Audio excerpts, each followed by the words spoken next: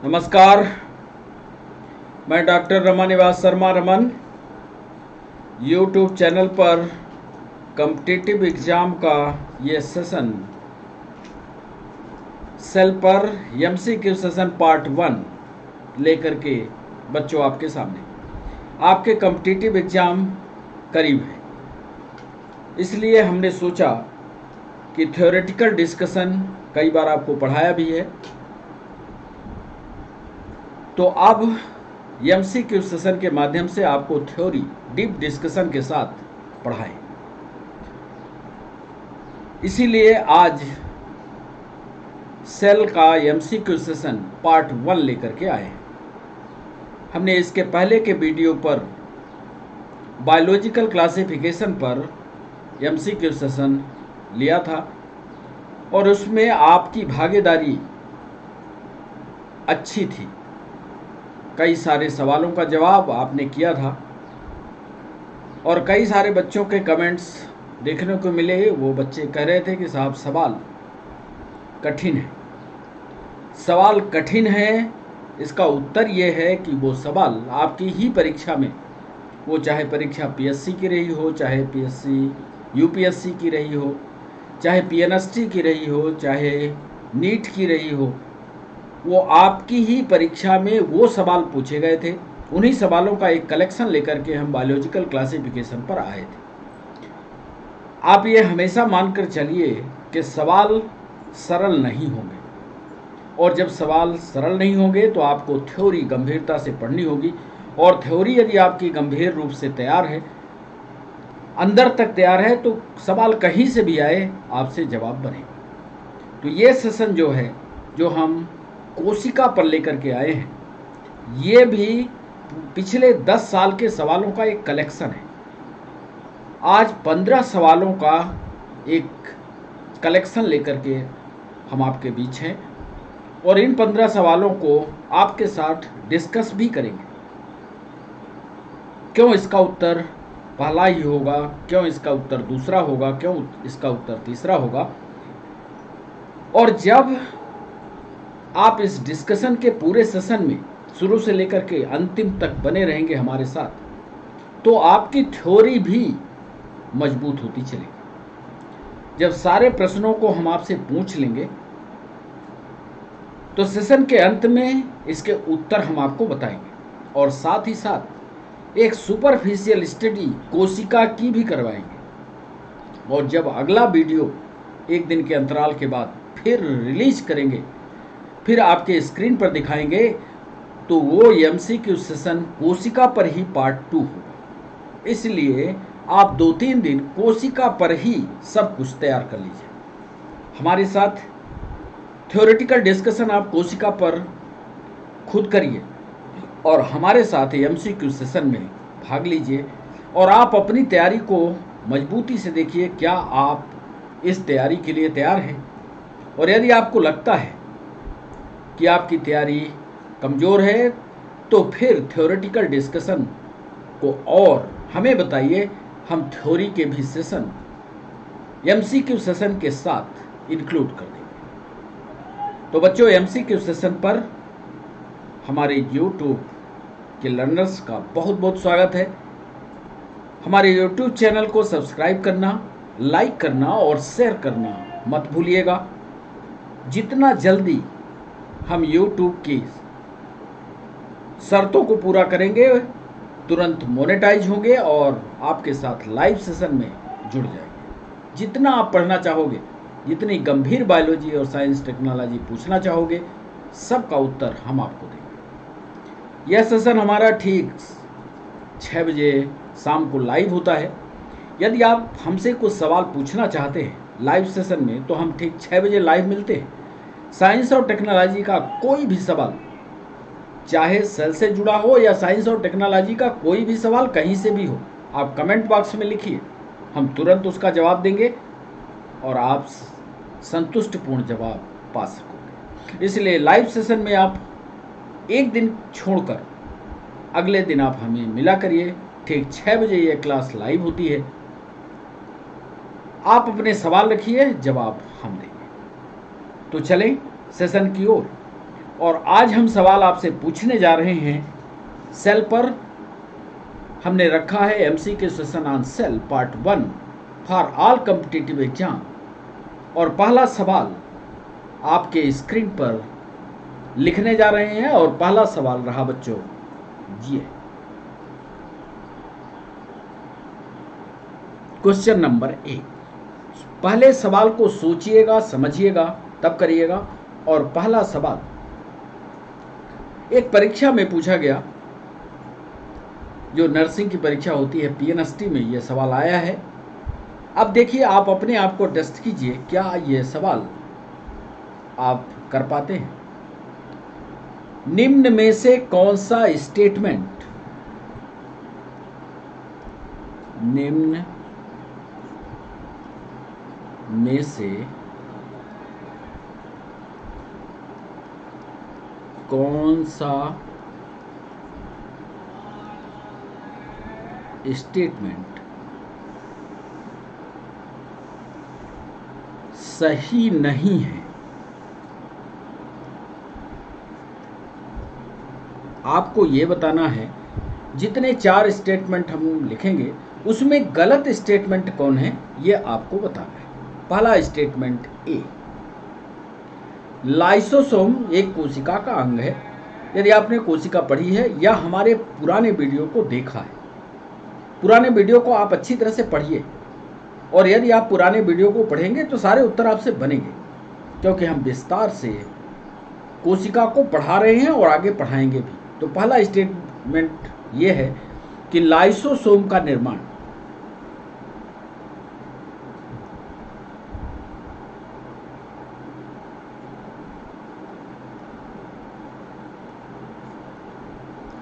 Endoplasmic reticulum या ER, endoplasmic reticulum करती है।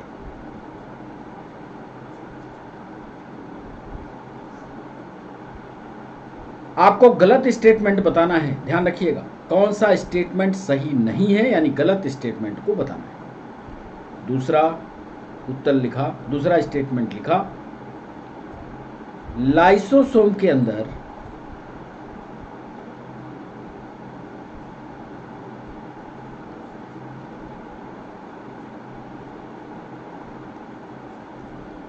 बहुत से हाइड्रोलिटिक एंजाइम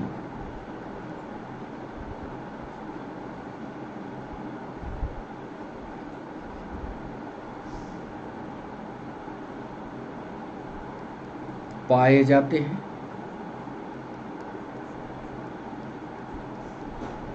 और तीसरा सवाल हमने लिखा, तीसरा स्टेटमेंट लिखा कि लाइसोसोम में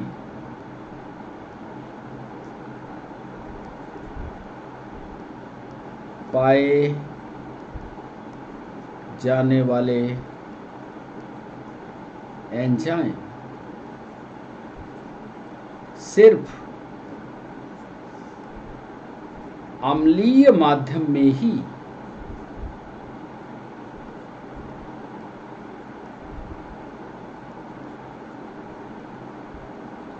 सक्रियता दिखाते हैं। और डी हमारा स्टेटमेंट है कि लाइसोसोम एक झिल्ली से घिरा कोशिकांग। हमने 4 स्टेटमेंट लिखे बच्चों, इसमें एक स्टेटमेंट गलत है। यदि आपने लाइसोसोम को विस्तार से पढ़ा होगा तो जरूर ये जवाब बनेगा। हमने लिखा लाइसोसोम का निर्माण एंडोप्लाज्मिक रेटिकुलम करती है। लाइसोसोम के अंदर बहुत से हाइड्रोलिटिक एंजाइम पाए जाते हैं और लाइसोसोम में पाए जाने वाले एंजाइम सिर्फ अम्लीय माध्यम में ही सक्रिय होते हैं। यानी हाइड्रोलिटिक एंजाइम जो होते हैं वो सिर्फ अम्लीय माध्यम में क्रिया करते हैं। विस्तार से आपको पढ़ना पड़ेगा, गंभीर बायोलॉजी पढ़नी ही पड़ेगी। और लाइसोसोम एक झिल्ली से घिरा कोशिका में। यानी जो बाहरी कवरिंग है वो सिर्फ एक मेम्ब्रेन बाउंड स्ट्रक्चर है, डबल बॉन्ड नहीं होती। ये था हमारा पहला सवाल। चलिए बच्चों, दूसरे सवाल पर आपको लिए चलते हैं। दूसरा सवाल मध्य प्रदेश की पीएससी में पूछा गया, आज से 2 साल पहले। ये दूसरा सवाल मध्य प्रदेश के पीएससी, स्टेट पीएससी में पूछा गया। सेम सवाल छत्तीसगढ़ में भी और सेम सवाल यूपी पीसीएस पर भी पूछा गया। दूसरा सवाल हमने पूछा कोशिका विभाजन के संदर्भ में, यानी सेल डिवीजन के संदर्भ में। कोशिका विभाजन के संदर्भ में, मतलब आपको सेल डिवीजन की बात को याद रखते हुए तब उत्तर ये बताना है। कोशिका विभाजन के संदर्भ में ओमनिस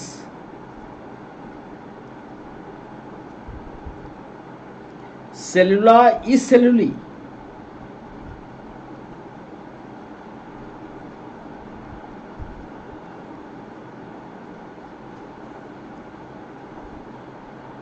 अब यदि आपने सेल डिवीजन पढ़ा होगा या कोशिका की संरचना पढ़ी होगी तो ये जो हमने डबल इन्वर्टेड कामा के अंदर लिखा है इसको जरूर पढ़ा। कोशिका विभाजन का संदर्भ ध्यान रखना। कोशिका विभाजन के संदर्भ में ओमनिस सेलुला सेलुली सिद्धांत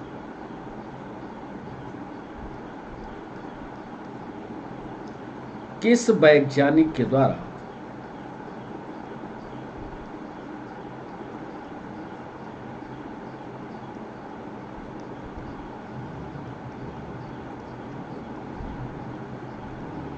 दिया गया? ए एरिस्टोटिल,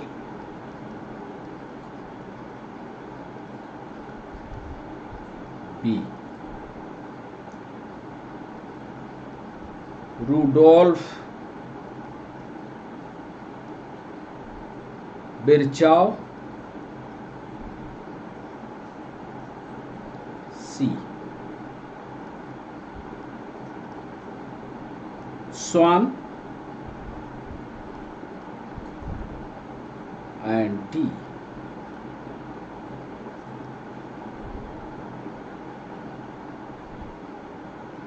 स्लीडन। हमने एक नया शब्द इसमें जोड़ा है। कोशिका के संदर्भ में तो आपने ओमनिस सेलुला या सेलुली पढ़ा, हम यहाँ पर जोड़ रहे हैं कोशिका विभाजन। इसको आपको ध्यान रखना है, इस शब्द को आपको प्राथमिकता देनी है। सेल डिवीजन, सेल डिवीजन में एक सिद्धांत दिया गया ओमनिस सेलुला एसेलुली सिद्धांत किस वैज्ञानिक के द्वारा दिया गया? अरिस्टोटिल है, रूडोल्फ बिरचाउ है, स्वान है या स्लेडन? सही उत्तर आप अपने अंदर रखिएगा, अपने कागज पर टिक करिएगा, लिखिएगा और कागज पर टिक कर लीजिएगा। फिर जब हम इसका सही उत्तर देंगे तो आप अपने आप को टेस्ट करिएगा कि हमसे बना या नहीं। तो ये था दूसरा सवाल हमारा। चलिए तीसरे सवाल की ओर, क्वेश्चन नंबर 3।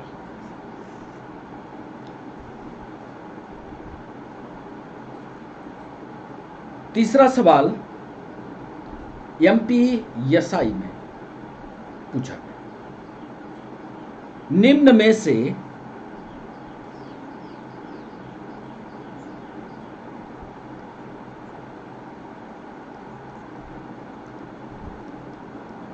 कौन सा स्टेटमेंट माइटोकॉन्ड्रिया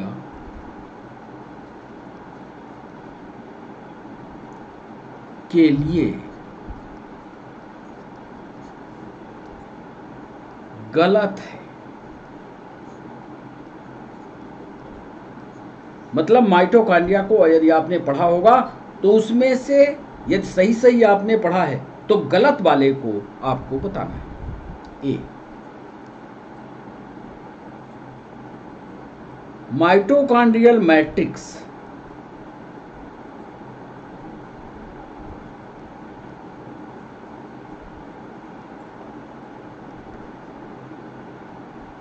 में एक सर्कुलर डीएनए, गोलाकार सर्कुलर डीएनए मॉलिक्यूल और राइबोसोम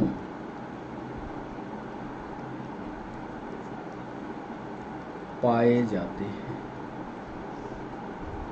माइटोकॉन्ड्रिया के जब संरचना देखेंगे तो उसके अंदर का जो भाग होता है वो मैट्रिक्स है। मैट्रिक्स में वो कह रहा है कि क्या सर्कुलर डीएनए या डीएनए या राइबोसोम पाया जाएगा। अब देखिए कितनी बातों को गंभीरता से वो पूछता है, ये एमपीएसआई का सवाल है। बी वो पूछ रहा है, स्टेटमेंट दे रहा है कि बाहरी झिल्ली, देखिए दो झिल्ली से मिलकर के आपको याद होगा तो माइटोकॉन्ड्रिया जो होती है एक बाहरी झिल्ली होती है और एक अंदर वाली झिल्ली होती है, ऐसे ऐसी झिल्ली होती है। हम ये कह रहे हैं कि बाहरी झिल्ली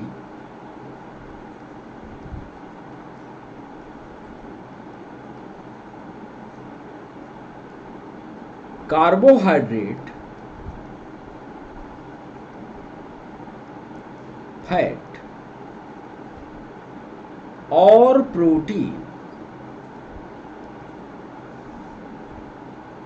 के लिए पारगम्य होती है, परमिएबल होती है।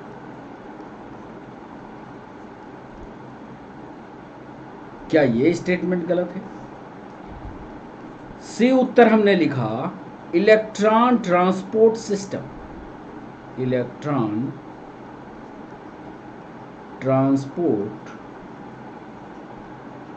ये भी माइटोकॉन्ड्रिया का ऊर्जा देने वाला एक तंत्र है। इलेक्ट्रॉन ट्रांसपोर्ट सिस्टम, शॉर्ट में इसको ईटीएस बोलते हैं। इलेक्ट्रॉन ट्रांसपोर्ट सिस्टम के एंजाइम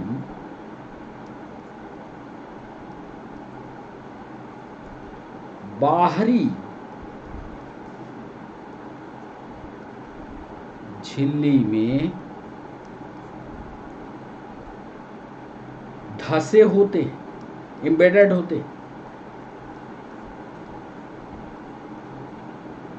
आप जानते हो कि माइटोकॉन्ड्रिया को ऊर्जा का घर कहा जाता है और ये इलेक्ट्रॉन ट्रांसपोर्ट सिस्टम जो है ऊर्जा बनाता है। तो यह कह रहा है वो कि क्या ये स्टेटमेंट गलत है कि इलेक्ट्रॉन ट्रांसपोर्ट सिस्टम के जितने भी एंजाइम हैं वो सब इस झिल्ली में दबे होंगे। और अंतिम स्टेटमेंट दे रहा है कि आंतरिक सतह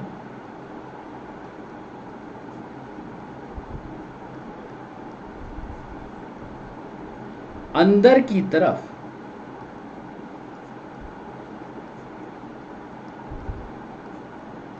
मुड़कर उंगली जैसे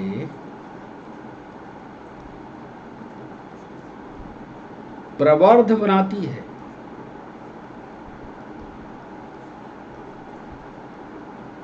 ये चार स्टेटमेंट उसने दिया कि कौन सा स्टेटमेंट माइटोकॉन्ड्रिया के लिए गलत है। आपको यह बताना है कि माइटोकॉन्ड्रियल मैट्रिक्स में एक सर्कुलर डीएनए होगा और राइबोसोम होगा।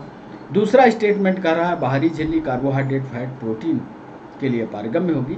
और तीसरा स्टेटमेंट दे रहा कि इलेक्ट्रॉन ट्रांसपोर्ट सिस्टम के एंजाइम बाहरी झिल्ली में एम्बेडेड होते हैं। और चौथा स्टेटमेंट दे रहा है कि आंतरिक सतह अंदर की तरफ मुड़ करके उंगली जैसे प्रवर्ध बनाती है। चित्र में भी दिख रहा है, इसलिए चौथा तो पक्का ही नहीं होगा। चित्र को ध्यान से देखो तो चौथा तो पक्का नहीं होगा। इस तरह से आप पढ़ने की, थ्योरी पढ़ने की कोशिश करो। आगे तो हम वीडियो जब डालेंगे, अभी तो हम आपको टेस्ट कर रहे हैं, आप कोशिका के बारे में कितना जानते हो। यदि आपने कमेंट बॉक्स में लिखा कि हमें थ्योरी पढ़ना है तो थ्योरी भी लाएंगे। अभी सिर्फ एमसीक्यू का सेशन चला करके आपको परीक्षा के स्थान तक पहुंचाते हैं। आप में पढ़ने की एक भावना जागृत हो कि सवाल कितने स्तर तक, कितनी गहराई में पूछ रहा है। तो यह तीसरा सवाल। चौथा सवाल देखिएगा, क्वेश्चन नंबर 4, निम्न में से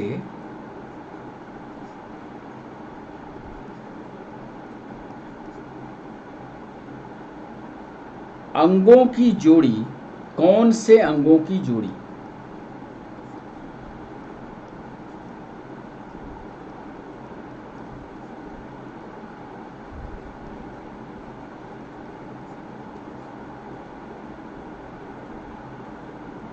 में डीएनए नहीं पाया जाता? ऐसे दो कोशिका के अंग आपको बताने हैं जिसमें डीएनए नहीं पाया जाता। है तो सरल सवाल, पर जोड़े में पूछ लिया, और जोड़े में कैसे आप उत्तर दोगे? ए, नाभिकीय झिल्ली, न्यूक्लियर मेम्ब्रेन।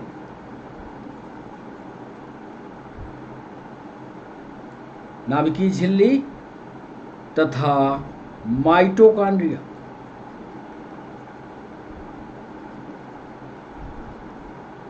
बी, माइटोकॉन्ड्रिया और लाइसोसोम।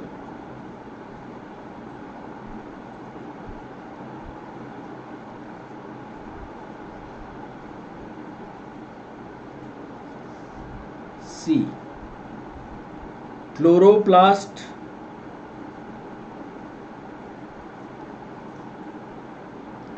And vacuole.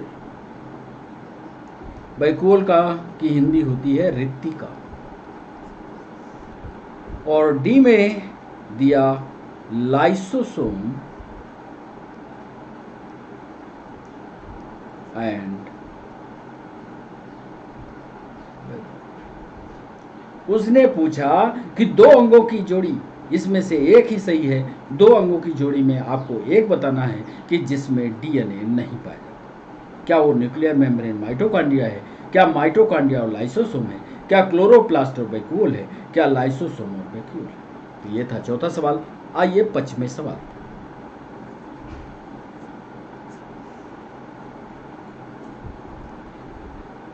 पांचवें सवाल पर यूपीएससी में दो कॉलम बनाया। दो कॉलम में आपको सही मैच करना है। देखिए जरा, दोनों कॉलम का सही मैच कीजिए। कॉलम ए में देखिएगा, ए, फिर बी, फिर सी और फिर डी। ए में अंग का नाम लिख रहा है गोल्गी कॉम्प्लेक्स। इसके सामने नंबर 1 इस तरह डाल करके लिख रहा है प्रोटीन का निर्माण, प्रोटीन सिंथेसिस। आप हिंदी, हम मुंह से बोल रहे हैं, आप कोशिश करिएगा हिंदी यदि आप लिखते होंगे तो हिंदी लिख लीजिए। प्रोटीन का निर्माण गोल्गी कॉम्प्लेक्स करता है क्या? दूसरे अंग का नाम लिख रहे हैं लाइसोसोम। यहां पर 2 नंबर डाल करके लिख रहे हैं उत्सर्जी पदार्थों को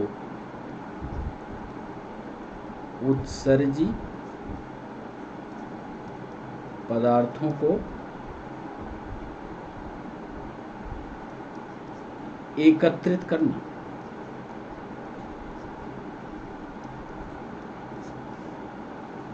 कलेक्शन ऑफ वेस्ट मटेरियल। और तीसरे में जो अंग लिखने जा रहे हैं बच्चों, वो है वैक्यूल यानी रिक्तिका। उसके सामने लिखने जा रहे हैं ग्लाइकोप्रोटीन।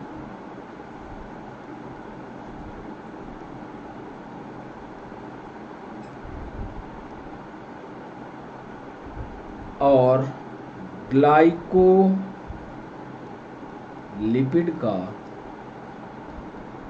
निर्माण। और डी पर जो अंग लिखने जा रहे हैं उसका नाम है राइबोसोम। यूपीएससी में ज़्यादा तथ्यात्मक सवाल पूछता है और आजकल तो पीएससी में भी तथ्यात्मक सवालों का जमाना हो गया। अब यहाँ भी तथ्यात्मक सवाल आने लगे हैं, इसलिए आप सतर्क रहिएगा, आपको थ्योरी पढ़नी ही पड़ेगी। राइबोसोम, और राइबोसोम के सामने लिख रहा है बायोमॉलिक्यूल्स का, जैव कणों का, या इसको बायोमॉलिक्यूल्स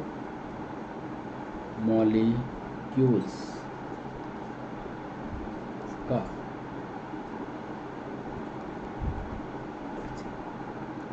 अब आपको सही उत्तर देने के लिए हम लिखने जा रहे हैं ए पर, ध्यान से देखिएगा, A3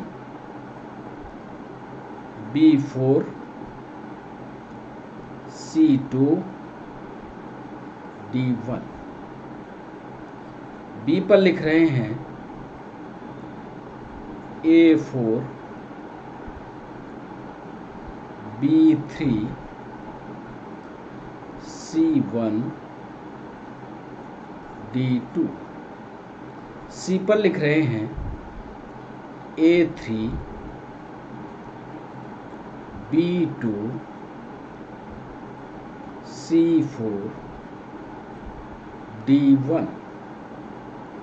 और डी पर लिख रहे हैं A1 B2 C4 और D3। इसमें से सही मिलान वाला जोड़ा कौन सा है? गाल्गी कॉम्प्लेक्स क्या करता है, लाइसोसोम क्या करता है, बैकवॉल क्या करती है, राइबोसोम क्या करता है? यदि आपने सभी के काम पढ़े होंगे, वर्क आपने पढ़ा होगा, तो ये प्रश्न भी आप कर पाएंगे। ये है तथ्यात्मक सवाल। थ्योरेटिकल डिस्कशन इसी को कहते हैं, तथ्य वाले सवाल इसी को कहते हैं। आपको अंदर घुस करके बायोलॉजी को पढ़ना होगा, सेल को पढ़ना होगा, तो सवाल आपसे बनेगा। छठवां सवाल,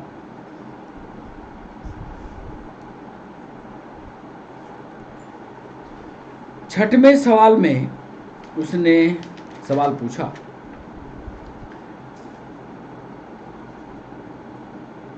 कि गाल्गी कॉम्प्लेक्स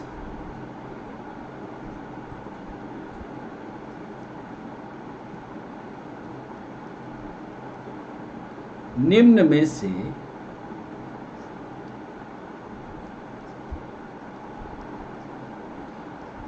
किस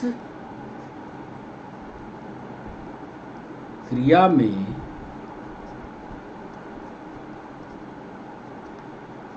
भाग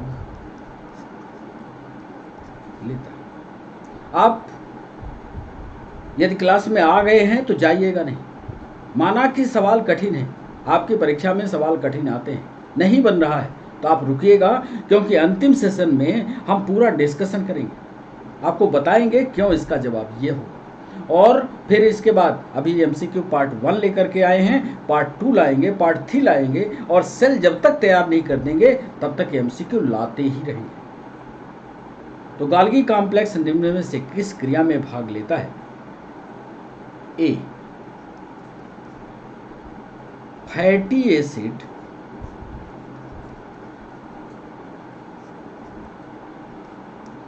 को तोड़ने में, बी, स्रावी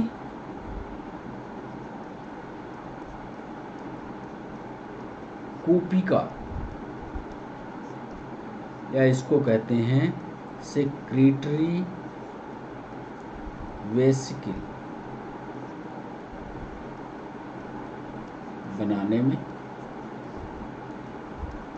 सी कहलाता है बैक्टीरिया के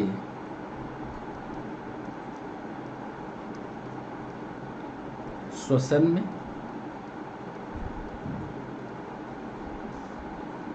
और डी ऑप्शन में दे रहा है एमिनो अम्ल के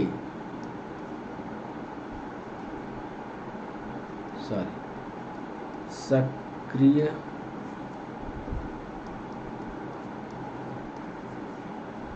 एमिनो अम्ल के सक्रियकरण। छठवां सवाल है कि गाल्गी कॉम्प्लेक्स निम्न में से किस क्रिया में भाग लेता है? फैटी एसिड को तोड़ने में, स्रावी कूपिका या सेक्रेटरी वेसिकल के निर्माण में, बैक्टीरिया के श्वसन में, एमिनो अम्ल के सक्रियकरण। यानी ये कह रहा है कि यदि गाल्गी कॉम्प्लेक्स है या गाल्गी कॉम्प्लेक्स अंगक के रूप में उपस्थित है तो यह बॉडी के अंदर एमिनो अम्ल की सक्रियता को बढ़ाता है। इसका सही जवाब बाद में बताएंगे, तब तक 7वां सवाल देखिए।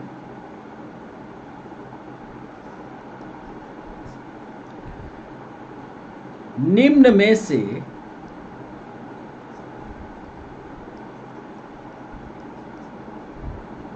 कौन सी क्रिया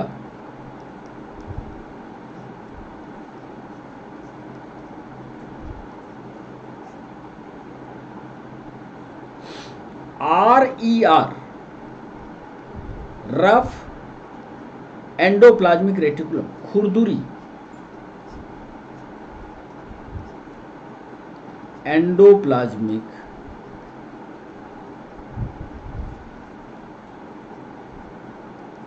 रेटिकुलम में नहीं होती? 4 अभिक्रियाएं हम लिखने जा रहे हैं और इन 4 अभिक्रियाओं में आपको बताना है कि कौन सी अभिक्रिया है या कौन सी क्रिया है जो रफ एंडोप्लाज्मिक रेटिकुलम में नहीं होती। पहला, प्रोटीन का सतहीकरण, या इसी को अंग्रेजी में कहेंगे तो फोल्डिंग ऑफ प्रोटीन।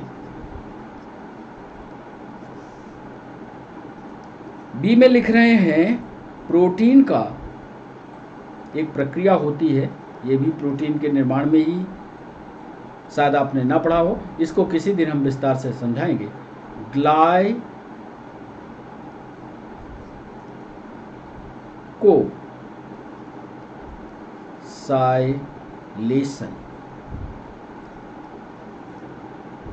ये भी प्रोटीन के निर्माण की एक प्रक्रिया है।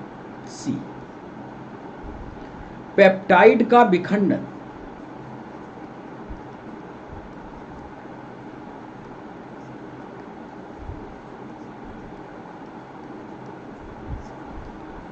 और अंतिम सवाल हमने पूछा फास्फोलिपिड की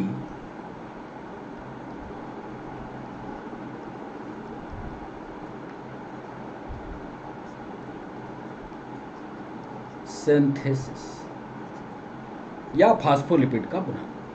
निम्न में से कौन सी क्रिया RER यानी खुरदुरी एंडोप्लाज्मिक रेटिकुलम या रफ एंडोप्लाज्मिक रेटिकुलम में नहीं होती?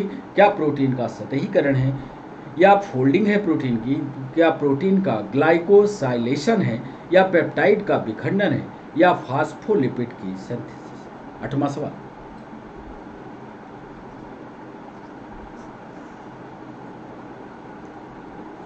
मध्य प्रदेश PSC का, छत्तीसगढ़ PSC का यह सवाल। निम्न में से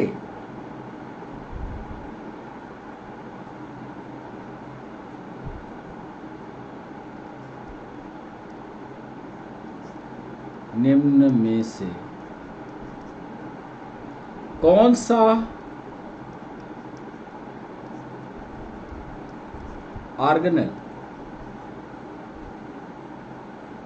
सा ऑर्गेनेल कार्बोहाइड्रेट से, ध्यान से प्रश्न को पढ़िएगा, कार्बोहाइड्रेट से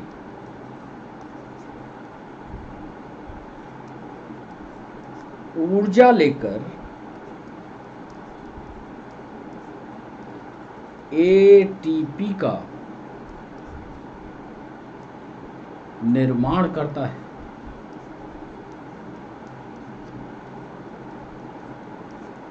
ये 2-3 बार PNST में पूछा गया। निम्न में से कौन सा ऑर्गेनेल कार्बोहाइड्रेट से ऊर्जा लेता है और ATP का निर्माण करता है? आपको ऑर्गन का नाम बताना है क्या वो राइबोसोम है?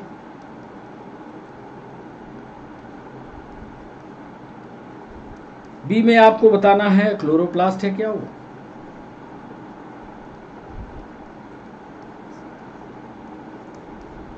क्या वो माइटोकॉन्ड्रिया है?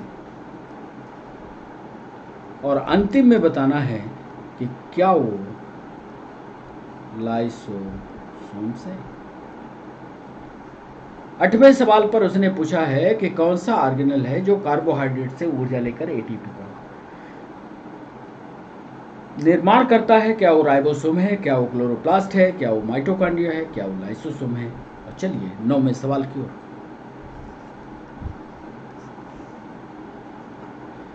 इसमें आपको गलत मैच बताना है।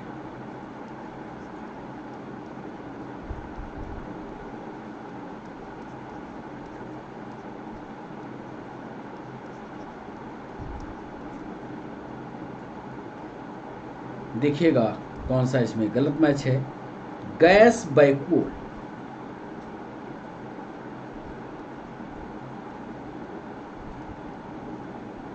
उसके आगे हम लिख रहे हैं गैस बैक्यूल क्या ग्रीन बैक्टीरिया में होती है।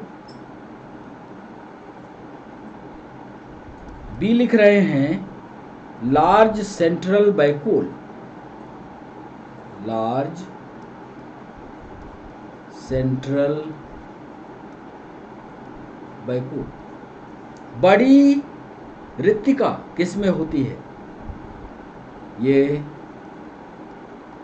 एनिमल सेल, जंतु कोशिका की।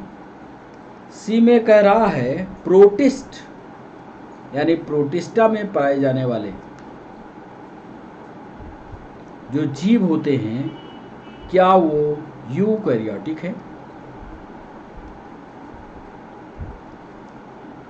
और डी में उसने पूछा, बताया कि मैथोजेंस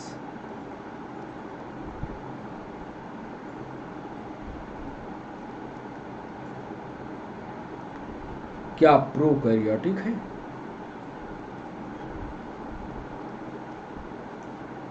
या मिथोजेंस क्या प्रोकैरियोटिक के हिस्से में आते हैं? इसमें से गलत मैच आपको सेलेक्ट करना है। क्या वो गैस बैक्यूल है, क्या large central vacuole animal cell में है, क्या वो प्रोटिस्ट यूकैरियोटिक होते हैं, क्या मिथोजेंस प्रोकैरियोटिक हैं। और 10वां सवाल,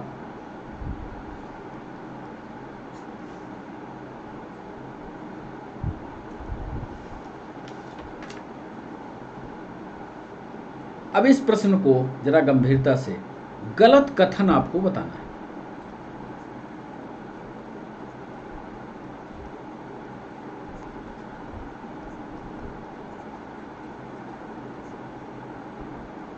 ए, बैक्टीरिया की सेल वॉल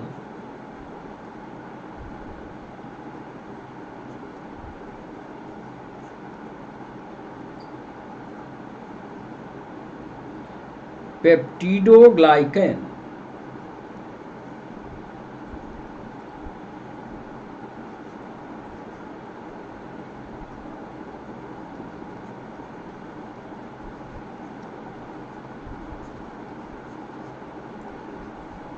क्या ये गलत है कि बैक्टीरिया की जो सेल वॉल होती है वो पेप्टिडोग्लाइकन की बनी होती है? बी में है पीली एंड फिम्ब्री,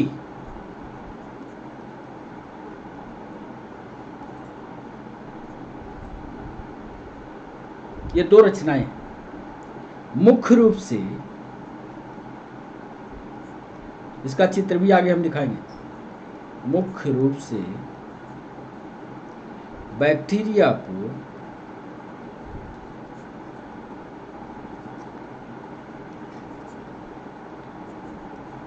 चलने में मदद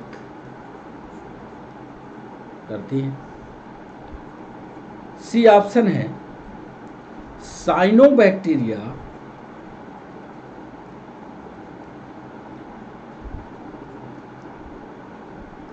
में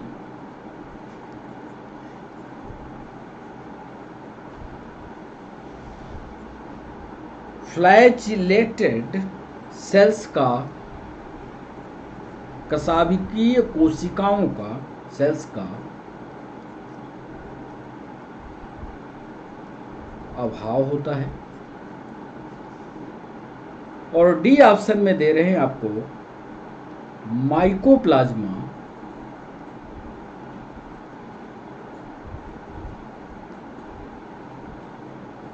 दीवाल विहीन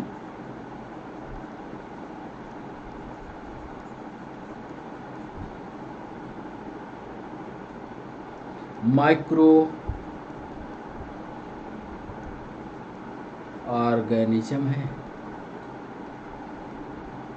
10वें सवाल पर हमने पूछा आपसे, गलत कथन आपको बताना है कि बैक्टीरिया की सेल वॉल जो होती है पेप्टिडोग्लाइकेन की बनी होती है।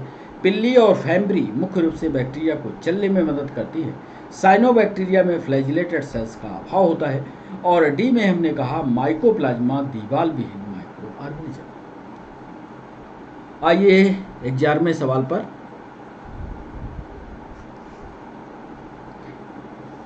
निम्न में से कौन सा जल में, ध्यान से सवाल, निम्न में से कौन सा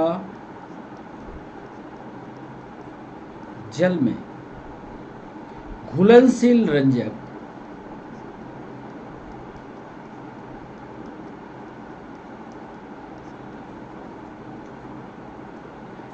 पौधों की कोशिका के रिक्तिका में, पौधों की कोशिका के रिक्तिका, रिक्तिका का मतलब बैकवर्ड,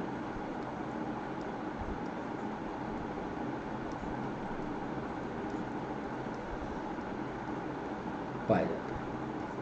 आपको यह याद होगा कि एक रिक्तिका होती है। अब रिक्तिका की साइज पर हमने सवाल पहले पूछ लिया। अब इस रिक्तिका में ऐसे पिगमेंट का आपको नाम बताना है जो जल में घुलनशील हो। काम भी आपको याद होना चाहिए। ए में लिख रहा है वो कैरोटीनॉइड्स, क्या ये पिगमेंट है?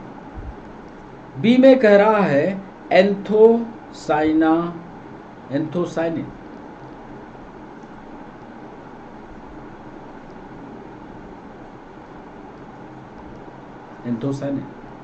सी में लिख रहा है जेंथोफिलस,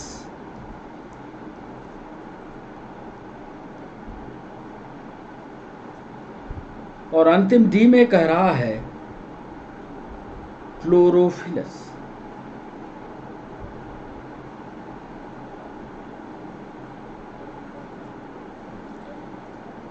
कौन सा जल में घुलनशील डाइज है जो पौधों की कोशिका के रिक्तिका में पाया जाता है? क्या वो कैरोटीनॉइड है, क्या एंथोसाइनिस है, क्या जेंथोफिलस है, क्या क्लोरोफिलस है? चलिए 12वां सवाल।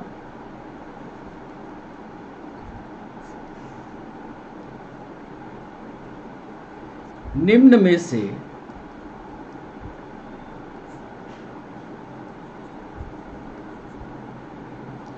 कौन सा कोशिकांग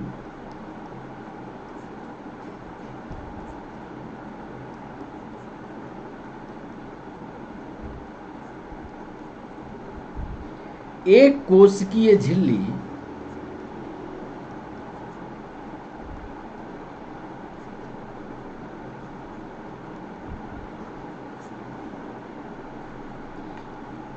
से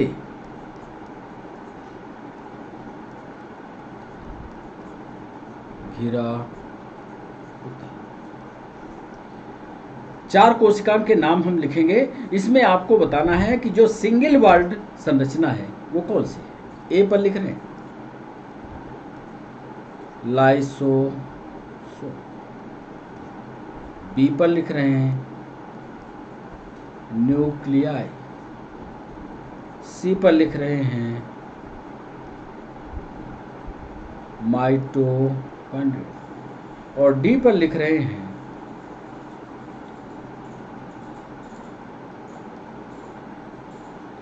कौन सा कोशिकांग एक कोशिकीय झिल्ली से कवर अप होगा, ये आपको बताना है। क्या वो लाइसोसोम है, क्या न्यूक्लियाई है, क्या माइटोकॉन्ड्रिया है और क्या क्लोरोप्लास्ट।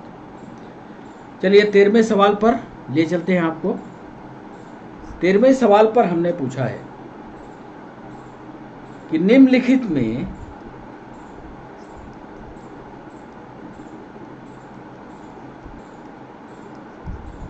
किसमें डीएनए नहीं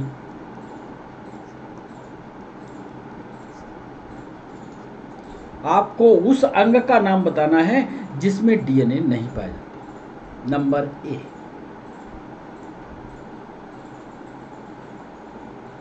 nucleus, number B mitochondria, number C chloroplast और number D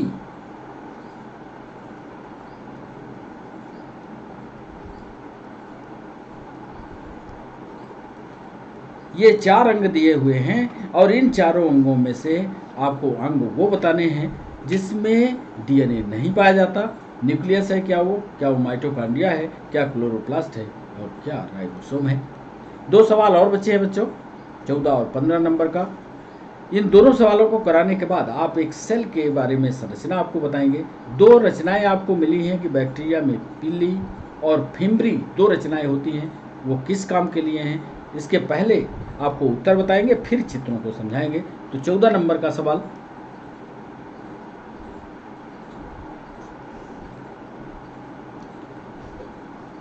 prokaryotic cell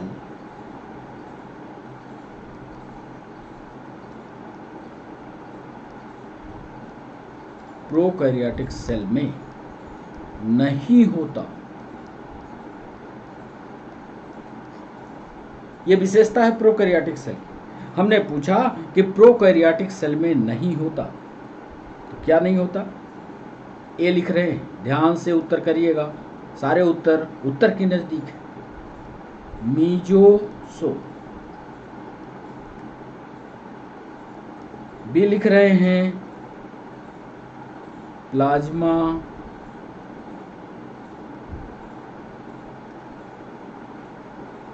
membrane. सी लिख रहे हैं न्यूक्लियर नाभिकीय झिल्ली। ये प्लाज्मा मेम्ब्रेन है, ये नाभिकीय झिल्ली है। और अंतिम लिख रहे हैं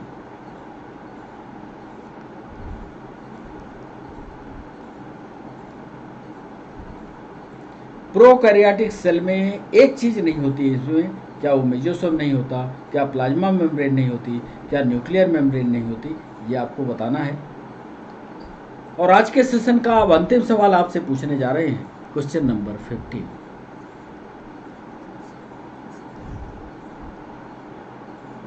नाभिकीय झिल्ली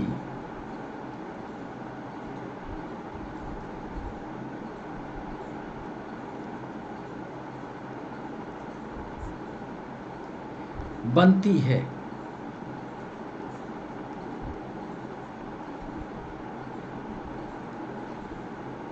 नाभिकीय झिल्ली कहाँ, न्यूक्लियस के चारों तरफ। हमने सवाल ये पूछा है कि नाभिकीय झिल्ली किससे बनती है, आप बताइएगा। क्या यह माइक्रो ट्यूब्यूल से बनती है, ये पीएनएसटी में सवाल पूछा गया। क्या यह RER यानी रफ एंडोप्लाज्मिक रेटिकुलम, RER मतलब जो खुरदुरी वाली एंडोप्लाज्मिक रेटिकुलम है। सी स्मूथ एंडोप्लाज्मिक रेटिकुलम यानी चिकनी endoplasmic reticulum, smooth endoplasmic reticulum. या डी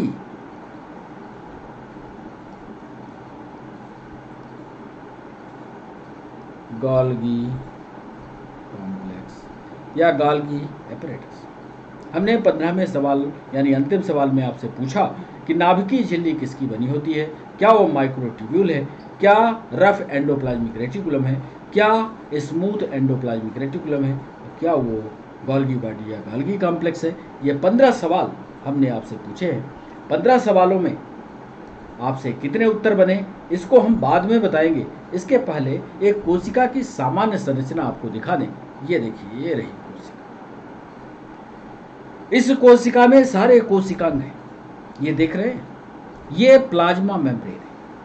प्लाज्मा मेम्ब्रेन इसलिए है इस लाइन में क्योंकि ये एनिमल सेल है, देख रहे हैं। और एनिमल सेल होने के कारण इसमें प्लाज्मा मेम्ब्रेन। और एक सामान्य कोशिका में सेंटर में न्यूक्लियस है, न्यूक्लियोलस है, एंडोप्लाज्मिक रेटिकुलम देख रहे हैं। ये वाली जो रचना है यही कहलाती है RER, रफ एंडोप्लाज्मिक रेटिकुलम। और इसके पास ये जो दूसरा हिस्सा आपको देख रहे हैं ये कहलाती है स्मूथ एंडोप्लाज्मिक रेटिकुलम। ये जो रचना है ये कहलाती है गोल्गी कॉम्प्लेक्स। साथ में ये माइटोकॉन्ड्रिया लगी। अब राइबोसोम कहाँ है, कैसे है, ये पूरी संरचना जब एक बार आप ध्यान से इसको पढ़ लोगे, जो संरचना हमने लगा दी है, तो आपको सारी की सारी चीज़ें क्लियर हो जाएंगी। गोल्गी वेसिकल क्या होते हैं, गोल्गी एपरेटस क्या होता है, ये सारी चीज़ें आप समझेंगे। तो इसको समझने के लिए आप अच्छी तरह से एनिमल सेल स्ट्रक्चर को अच्छी तरह से समझ लीजिएगा। एक संरचना हमने उधर ऑब्जेक्टिव में आपसे पूछी है कि बैक्टीरिया में एक विशेष रचना होती है जिसको फेम्ब्री कहते हैं और पिली कहते हैं। क्या यह सवाल पूछा था कि क्या यह चलन में मदद करती है? अभी भी इस सवाल का ये देख रहे हो, ये बैक्टीरिया के शरीर की सतह पर पाई जाती है। और ये बैक्टीरिया की संरचना में ये सवाल UPSC ने पूछा है, SI ने भी पूछा है, PNST ने भी, और झारखंड की PSC ने भी सवाल को पूछा। तो फेम्ब्री और पिली ये जो रचनाएं होती हैं ये किस के लिए, क्या ये चलने में मदद करती हैं, ऐसा हमने पूछा है उधर। तो अभी इसको राज ही रहने देते हैं। जब लौटेंगे इधर तो फिर आपको बताएंगे कि पिली और फेम्ब्री क्या करते हैं। ये संरचना यहाँ आपको दिखाई है। अब चलते हैं उत्तर की ओर, और पहले आपको उत्तर दिखा दें फिर सेशन का समापन करें। तो पहले प्रश्न का जवाब आपको पहले दें। अब आप तैयार होंगे प्रश्नों के उत्तर के लिए। तो पहला सवाल हमने जो आपसे पूछा था उसमें पूछा था कौन सा स्टेटमेंट सही नहीं है, और इसमें आपको बता दें कि इस स्टेटमेंट में 3 स्टेटमेंट ये पूरी तरह से सही है। सिर्फ ए वाला स्टेटमेंट ये आधा गलत है। इसमें लाइसोसोम का जो निर्माण है वो एंडोप्लाज्मिक रेटिकुलम और गोल्गी कॉम्प्लेक्स दोनों मिलकर करते हैं। मतलब गोल्गी कॉम्प्लेक्स और एंडोप्लाज्मिक रेटिकुलम ये दोनों मिलकर के लाइसोसोम का निर्माण करते हैं। इसलिए इसका पहला जवाब सही। हर सवाल के साथ एक कंप्लीट डिस्कशन रखिएगा तो थ्योरी आपकी मजबूत हो जाएगी। दूसरा सवाल था कोशिका विभाजन के संदर्भ में। हमने या परीक्षक ने आपको घुमाने के लिए यहाँ एक शब्द को जोड़ दिया था, सेल डिवीजन। यह सेल की ही बात चल रही थी, इसलिए रोडोल्फ विर्चाउ इसके सही जवाब होंगे, रोडोल्फ ही आएंगे। तीसरा सवाल हमने पूछा था निम्न में से कौन सा स्टेटमेंट माइटोकॉन्ड्रिया के लिए गलत है। तो तीसरे सवाल पर आपको माइटोकॉन्ड्रिया का चित्र बताया था। सारे स्टेटमेंट सही है, सिर्फ एक गलत है। जिसमें गलत क्या है, इलेक्ट्रॉन ट्रांसपोर्ट सिस्टम के एंजाइम बाहरी झिल्ली में धंसे होते हैं, गलत है। ये बाहरी नहीं, अंदर की झिल्ली में ये क्रिस्टी होती है। आप चित्र देखिएगा तो ये जो रचना ऐसी ऐसी होती है ना, इसके ऊपर ऐसे बल्ब के आकार के रचनाएं। गंभीरता से इस चित्र को पढ़िएगा तो ये जो रचनाएं होती हैं ये रचनाएं इलेक्ट्रॉन ट्रांसपोर्ट सिस्टम के लिए मदद करती हैं। यही एंजाइम धंसते हैं, तो बाहरी झिल्ली नहीं आंतरिक झिल्ली में धंसे होते हैं, इसलिए इसका सी आंसर सही होगा। चौथा सवाल निम्न में से कौन से अंगों की जोड़ी में डीएनए नहीं पाया जाता। चौथे सवाल का जवाब आपने भी किया होगा, हम भी कर देते हैं, इसको तो कर लिया होगा आपने। यहाँ भी डीएनए है, यहाँ भी डीएनए है, यहाँ भी डीएनए है, यहाँ पर डीएनए नहीं होता, तो लाइसोसोम और वैक्यूल इसका सही जवाब होगा। 5वें सवाल पर दोनों कॉलम का सही मैच करना था। इसमें आपको दिक्कत पक्का हुई होगी, यूपीएससी ने सवाल पूछा था। तो एक को यदि मिला लेते आप, तो गाल्गी कॉम्प्लेक्स क्या काम करता है, इसका सही उत्तर मिलाइएगा कि गाल्गी कॉम्प्लेक्स का काम क्या होता है। तो एक को सही मिलाइएगा तो हो सकता है आपसे सेट हो जाए, मिला लीजिएगा। इसका सही जवाब, सही मैच जो है 5वें का ए, मिलाइएगा। ए तीसरे से ग्लाइकोप्रोटीन ग्लाइकोलिपिड, बी चौथे से लाइसोसोम जैव कणों का पाचन करता है, बायो मॉलिक्यूल्स जो जाते हैं उनका पाचन करता है। रिक्तिका जो होती है वो क्या काम करती है, C2 करेगा। उत्सर्जी पदार्थों को एकत्र करता है, बिल्कुल सही है। राइबोसोम क्या करता है, प्रोटीन सिंथेसिस करता है। यदि ऐसा मिलाए होते तो आपके सारे के सारे उत्तर सही होते। थोड़ी सी टेक्निकल बात होती है, देखने में जरूर प्रश्न लंबा होता है पर टेक्निकल बात होती है। 6वां सवाल, गाल्गी कॉम्प्लेक्स निम्न में से किस क्रिया में भाग लेता है, ये तो आपको याद ही होगा। कई बार ये सवाल हमने जब अनअकैडमी पर थे तो अनअकैडमी पर भी ये सवाल हम पूछा करते थे, आपसे उत्तर गलत होता था। आज यहाँ आपको विस्तार से बता दें, गाल्गी कॉम्प्लेक्स स्रावी कूपिका बनाती है। ये गाल्गी कॉम्प्लेक्स की रचना बता दें, और ये स्रावी करके ऐसी कूपिकाएं बनाती है, इसी को वेसिकल कहते हैं। ये वेसिकल का निर्माण इसी से होता है। तो इसका सही जवाब सेक्रेटरी वेसिकल बनाने में इसका महत्वपूर्ण योगदान होता है। तो ये सवाल नंबर 6 था। 7वें सवाल पर चलें, कौन सी क्रिया RER